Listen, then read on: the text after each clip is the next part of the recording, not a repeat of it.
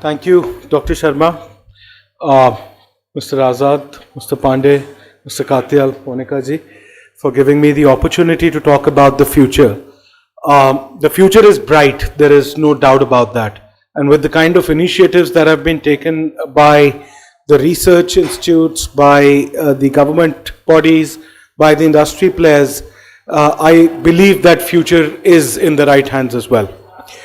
Just to talk about the potential, and when India would be 100 years old, which is to say that India, after gaining independence by 2047, our estimate says that we'll be a $26 trillion economy. While we are currently chasing a $5 trillion goal and dream, but $26 trillion is not far away. The per capita income is likely to go up to $15,000, and in the medium term, which is for the next 5 to 7 years at least, we are likely to be the fastest growing economy of the world. Now, the accelerators or the things which will drive this growth, infrastructure plays a very, very important role in that. The thrust of infrastructure which the government of India has, the thrust on manufacturing, on sustainability that the government of India has been having over the last few years, will enable this growth that we are targeting by 2047. Specifically on infrastructure, if we were to look at the curve, the way the government has been investing in infrastructure, from around 1.6% that was being invested till around 5 years back, 1.6% of the overall GDP in infrastructure, it has more than doubled now. The initiatives which have been announced around the National Infrastructure Pipeline, around Gati Shakti, while as consultants we may have our view about the pace of the delivery of these initiatives, but the intent is all in the right direction. And this is likely to have a huge impact. And when we talk about the investment in infrastructure, it is not just the direct investment in the infra sectors per se, but there is an indirect investment in a lot of other sectors, including the kind of growth that it can give to employment generation. That is huge. The potential to grow the MSMEs, which are linked to these sectors, that is also huge. And India as a country, the competitiveness which we need to be able to compete well in the global forum with the other countries, that is also something which is to a large extent driven by infrastructure. Urbanization, industrialization, everyone's aware of it, that there is a lot of investment happening over there. Connecting the rural India, which is close to around 70% of our population is still in rural India, connecting them to the mainstream, there is infrastructure which is enabling that connection.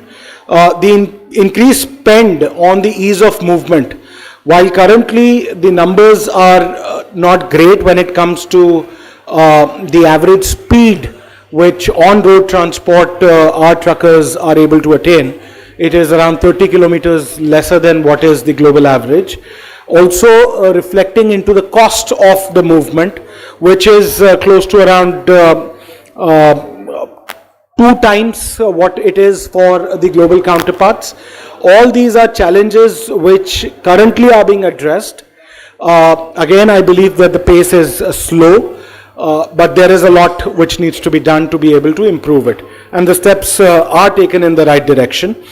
When we look at the growth which each of the infra sectors is experiencing, from roads and highways around 36% to the railways, which is around 25%, to the metro rails, again through the active PPP, this can be driven more. Even in the ports, the capacity and the utilization of that with the privatization of certain ports, we believe that the growth will be higher.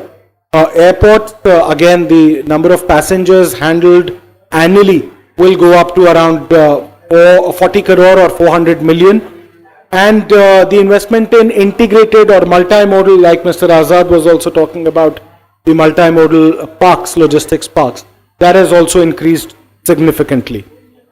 But the further acceleration is to be achieved through the removal of the bottlenecks, The policy coverage, in the morning, there was a talk about certain policies which the government of India has to put in place, which will enable further growth of the sector. The supply challenges that are there and the private participation has to be encouraged further. Just in the interest of time, I would, without talking about the great things which the steel industry is doing, and in a great manner that the steel industry is contributing, I'd just like to point out few challenges that the industry is facing. Specifically when it comes to the energy usage, our energy usage is amongst the highest, around 1.5 gigacalories more than the international standards. When it comes to the logistics and infrastructure, around $20 to $25 per ton is the costlier movement for the Indian steel players because of some of the challenges that I talked earlier. The thrust which the government has on recycling or using scrap, we are far from attaining those numbers. And in terms of the raw material challenges also, despite having certain reserves in the country, 85% of the coking coal, which is the major fuel used in steel industry, is imported. The expansion plans, everyone talks about 300 million by 2030. Again, ma'am, we believe that that goal is still far.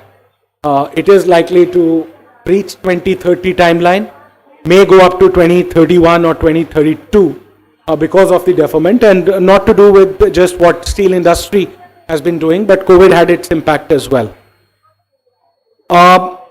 Broadly, green steel, sustainable steel, that is something which the industry is focusing on. Using digital as an enabler to drive these improvements, and some of the initiatives taken by Mr. Pandey and his team, and using slag in agriculture, what the great presentation that we had. I think a lot of it can be enabled further through the use of digital and advanced analytics and machine learning algorithms. That's something which needs to be focused on. Customer experience, new product development, and the end-to-end resilient supply chain.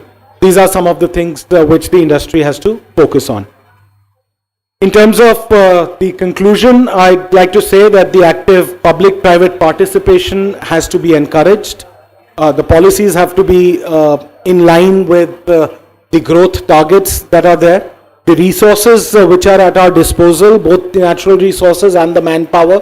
And again, Mr. Singh talked about training of or skilling of the manpower in the morning. That's again one of the biggest enablers. Sustainable operations and product innovation. These are the things which we believe industry has to focus on. And in conclusion, I'd like to say that there is a saying that the charity begins at home.